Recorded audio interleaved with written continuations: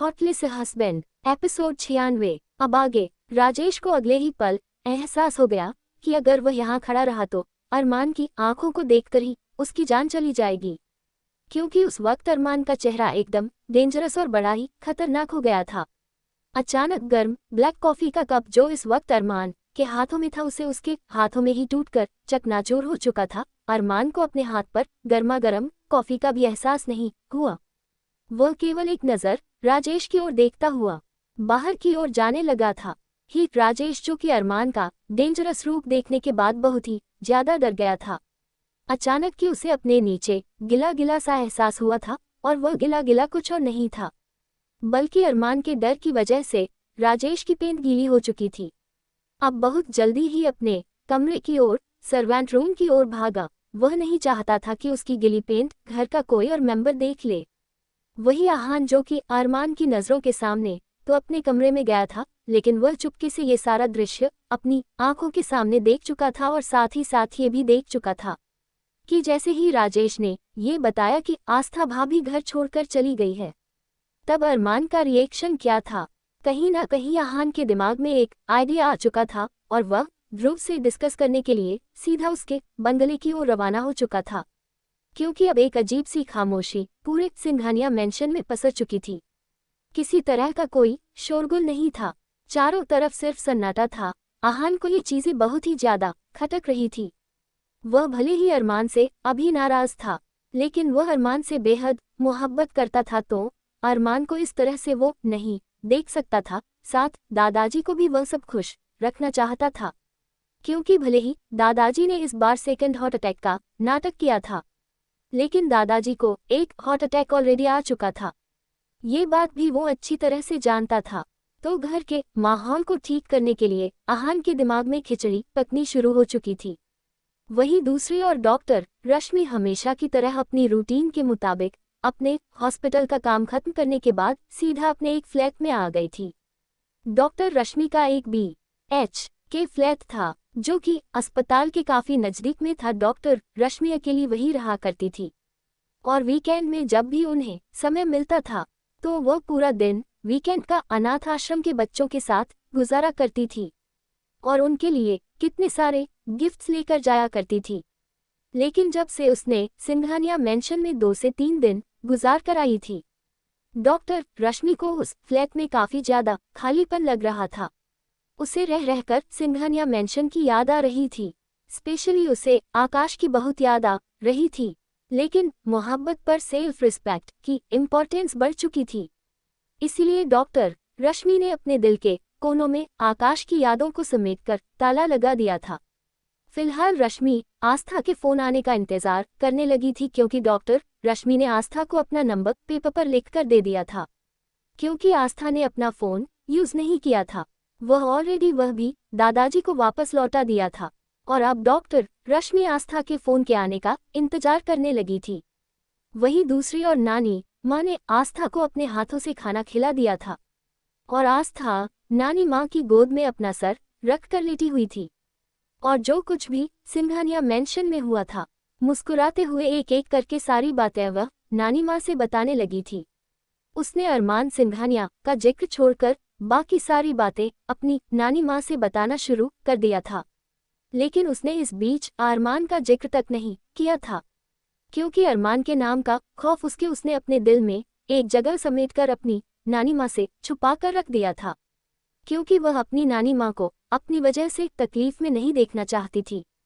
दूसरी वजह यह थी कि उसमें इतनी हिम्मत नहीं थी कि वह अरमान के खौफ का सामना कर सके, इसीलिए उसने अरमान को अपनी ही जहन में लॉक कर लिया था, और उसने बाकी आहान, ध्रुव, दादाजी, आकाश भैया, सुमित भैया सबके बारे में सारी बातें अपनी नानी माँ से बताना शुरू कर दिया था।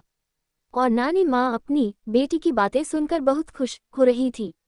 आस्था बता रही थी, जब उसने पहली बार नाश्ता बनाया सबने हमारी कितनी तारीफ की, आपको पता है, और सब हमारे साथ कान्हा जी के मंदिर भी गए थे। आपको पता है यहाँ पर इस शहर में बहुत बड़ा कान्हा जी का मंदिर है। नानी माँ उसके बाद आस्था ने डॉक्टर रश्मि के बारे में बताना शुरू कर दिया था, और बातों ही बातों में बोली, आपको पता है, बहुत प्यारी है डॉक्टर रश्मि, और वह हमें अपनी छोटी बहन मानती है, और हाँ, हम तो भूल ही गए, उन्होंने तो हमें अपना फ़ोन नंबर भी दिया था बात करने के लिए। बस हम अभी उन्हें फ़ोन मिलाकर उनसे बात करते हैं। वो हमारा इंतजार कर रही होंगी और हम आपकी भी बात कराएंगे नानी माँ। कहीं न कहीं शारदा जी आस्था के चेहरे की खुशी अच्छी तरह से महसूस कर रही थी, लेकिन आस्था जो कुछ छुपाने की कोशिश कर रही थी वह उसकी नानी माँ अच्छी तरह से देख पा रही थी, क्योंकि आस्था को उन्होंने अपनी सीने से लगाकर पाला था, तो उसकी हर कहानी के पीछे का रीज़न को वो अच्छी तरह से जानती थी। अब जैसे ही आस्था डॉक्टर रश्मि को कॉल करने के लिए उनके पास से उठकर जाने लगी, तुरंत नानी माँ ने उसका हाथ पकड़ा और अपने पास बिठाकर बोली, ठहर जा, तूने मुझे दुनिया भर की सारी बातें बता दी, लेकिन उसके बारे में कुछ नहीं बताया जिसके नाम के सहारे तू इस घर से विदा हुई थी। अब जैसे ही इनडायरेक्ट नानी माँ ने अरमान का जिक्र किया, आस्था के पैरों में कपकपाहट होने लगी थी। इतना ही नहीं, उसके होंठ हल्के हल्के फड़फड़ाने लगे थे। तब नानी माँ ने आस्था का हाथ पकड़ा और पूछा, क्या बात है बेटा? मैं तुमसे कुछ पूछ रही हूँ। मैं दामाद जी की बात कर रही हूँ, तुम्हारे पति की। तुमने सबके बारे में मुझे स्टोरी बताई, सबके बारे में तूने मुझे बताया, लेकिन तूने एक बार भी अपने पति का जिक्र नहीं किया। वह तेरे साथ ठीक तो था ना? तेरे साथ अच्छे से बर्ताव तो किया करते थे ना? अब जैसे ही नानी माँ ने आस्था से ये सवाल किया, आस्था की आंखों के सामने अरमान का चांटा मारना, उसका गला दबाना, उसके ऊपर गोली चलाना, इतना ही नहीं उसके साथ फोस्किस और साथ साथ बाथरूम में जबरदस्ती करना, वो सब कुछ उसकी आंखों के सामने आ गया था। और ना चाहते हुए भी आस्था की आंखें भीग गई थी। आस्था की भीगी आंखों को देखकर शारदा जी पूरी तरह से घबरा उठी थी और आस्था से उदासी भरी आवाज में पूछने लगी, बताना मेरी बच्ची, बात किया है? बता, देख तू मुझे सारी बातें बताती है, और अगर तूने आज मुझे ये नहीं बताया कि दामाद जी के साथ तेरा रिश्ता कैसा था, तो देख मैं तुझसे बात नहीं करूंगी। ऐसा कहकर नानी माँ अपना मुंह फुलाकर एक तरफ बैठ गई थी, लेकिन आस्था अपनी नानी माँ की बात सुनकर तड़प उठी और तुरंत अपनी नानी माँ का हाथ पकड़कर उनके हाथों को चूमते हुए बोली, आप कैसी बातें कर रही है नानी माँ? आप तो अच्छी तरह से जानती है कि हम आपसे कुछ भी नहीं छुपा सकते हैं, और वह भी ठीक है। ऐसी बात नहीं है कि वो बुरे इंसान हैं, वह भी ठीक ठाक ही है, और वो अपनी फैमिली से बहुत प्यार करते हैं। तब नानी माँ ने आस्था की चीन से पकड़कर उसका चेहरा अपनी ओर ऊपर उठाया और आस्था की आंखों में आंखें डालकर बोली, वह अपनी फैमिली से प्यार करता है, लेकिन मैं ये जानना चाहती हूँ, क्या वह तुझे से प्यार करता है या नहीं? तब आस्था अपनी आंखें चुराने लगी और अगले ही पल खुद पर थोड़ा सा काबू करते बोली, ये आप कैसी बातें कर रही है नानी माँ? आप अच्छी तरह से जानती है कि इस रिश्ते के कोई मायने नहीं थे, जबरदस्ती हमारी शादी उनसे करवाई गई थी, और उस वक्त दादाजी ने भी कहा था कि बहुत जल्द वह हमें इस रिश्ते से भी आज़ाद करवा देंगे, और उस वक्त आप सबकी जान बचाने के लिए हमें वह शादी करनी पड़ी। लेकिन अब ऐसा कुछ नहीं होगा, अब हम अपनी डॉक्टर की पढ़ाई कंप्लीट करेंगे और आप देखना हम आपका बहुत ख्याल रखेंगे। ऐसा कहकर आस्था ने अपनी नानी माँ की गोद में वापस अपना सर रख दिया था। तब नानी माँ उसके सर पर हाथ फेरने लगी और मन ही मन में सोचने लगी, मेरी बच्ची, चाहे तू मुझे अपने बारे में कुछ ना बताएं, और चाहे कितने ही तू अपने शरीर के जख्मों को मेरी आंखों के सामने से छुपाने की कोशिश करें, मेरी आंखें बुरी भले ही हो चली है, लेकिन अपनी बच्ची की आंखों का दर्द मैं अच्छी तरह से समझ पा रही हूँ। मेरी बेटी ने इतनी छोटी सी उम्र में ना जाने क्या क्या फेस कर लिया है। ये सोचते हुए नानी माँ का दिल भर आया था। वहीं दूसरी ओर अरमान सिंघानिया अपने मेंशन से बाहर निकलकर सीधा गार्डन में जा पहुंचा था। इस वक्त उसके पूरे शरीर में बेचैनी हो रही थी और वह आस्था को अपने आसपास देखना चाहता था, लेकिन डायरेक्ट वह ये बात किसी को कभी नहीं सकता था, क्योंकि उसकी पर्सनैलिटी, उसका ऑरा उसे इस बात की इजाज़त नहीं देता था कि वह सबसे चीखकर कह सके कि उसे आस्था अपने आसपास चाहिए, क्योंकि जब से उसने आस्था के होठों को चुम्मा था तब से उसे आस्था की एक अलग सी तलब सी लग गई थी। अब अरमान खुद नहीं समझ पा रहा था कि ये प्यार था या फिर कुछ और। अरमान का गला पूरी तरह से सूख रहा था, वह डेस्परेटली आस्था के खूबसूरत होठों को चूमना चाहता था और उसकी बेचैनी उसके शरीर में साफ दिखाई दे रही थी। इस चक्कर में अरमान ने अपने हाथों के ही नाखून अपने हथेलियों में बुरी तरह से चुभा लिए थे। वह अपने अंदर की उठती तड़प को शांत करना चाहता था, लेकिन उसे किसी भी तरह से सुकून नहीं मिल रहा था और उसे रहकर इस बात से चिढ़ हो रही थी कि क्यों उस आफत लड़की की उसे इतनी याद आ रही है, क्यों उसका दूर जाना उसे बेचैन कर गया है। ये कैसी तड़प उसके दिलो दिमाग में है जिसे वह समझ नहीं पा रहा था। वही टाइगर जो कि अरमान के साथ ही सिंघानिया मेंशन आया था, वह उसे दूर से ही देख रहा था और अरमान के शरीर इस तरह की बेचैनी महसूस कर पा रहा था और उसे बड़ा ही अजीब भी लग रहा था, क्योंकि आज तक उसके किंग ने कभी ऐसा बिहेवियर कभी नहीं किया था। लेकिन आज तो उसके किंग की पर्सनैलिटी, उनका बिहेवियर कुछ और ही कह रहा था। और घर में भी कोई अरमान से बात नहीं कर रहा था। कहीं ना कहीं टाइगर ये सोचने पर मजबूर हो रहा था कि आखिरकार ऐसा क्या हुआ है जिसकी वजह से बॉस इतना ज्यादा बेचैन है।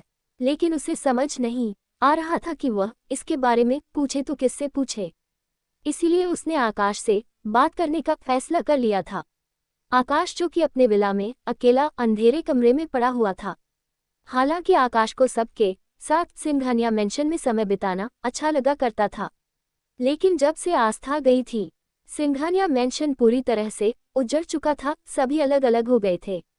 आकाश इस वक्त अपने विला में था और पिछले कुछ दिनों से और आस्था के जाने पर सिंघानिया मेंशन किस तरह से खुशियों के पल गुजारा थे उसे याद करने लगा था। साथ ही साथ आकाश को रश्मि की बेहद याद आ रही थी। रश्मि को उसने जिस तरह से अस्पताल में किस किया था, यह उसकी आंखों के सामने से जा ही नहीं रहा था। तभी अचानक आकाश का फोन बजने लगा। वह फोन किसी और का नहीं बल्कि देव का था। देव ने जल्दी ही आकाश को मारिया और डेविड की इन्फॉर्मेशन दे दी थी कि डेविड को यहाँ किसी और ने नहीं बल्कि वीर रायचंद की मां वसुंधरा रायचंद ने बुलाया है, वह भी हमारे बॉस अरमान की सुपारी देने के लिए और अरमान पर गोली चलाने के लिए। अब जैसे ही आकाश ने ये सुना उसके चेहरे की नसें तन गई। वह समझ चुका था कि अगर डेविड यहाँ आया है तो उसके पीछे जरूर कुछ न कुछ बात जरूर है। लेकिन वसुंधरा रायचंद इतना घटिया गेम खेलेगी, इसके बारे में आकाश ने नहीं सोचा था। तभी आकाश ने देव से बोला, अरमान की सिक्योरिटी डबल कर दो और साथ ही साथ टाइगर को अलर्ट कर दो।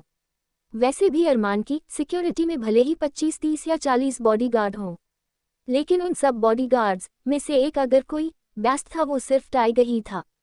टाइगर अरमान का वह हथियार था जो कि किसी मिसाइल या बम से कम नहीं था। वह अकेला ही काफी था अरमान के दुश्मनों से लड़ने के लिए। आकाश ने जल्दी ही फोन रख दिया था और सोचने लगा कि उसे इस बारे में अरमान से बात करनी होगी। इसीलिए वह न चाहते हुए भी सिंघानिया मेंशन की ओर जाने लगा था।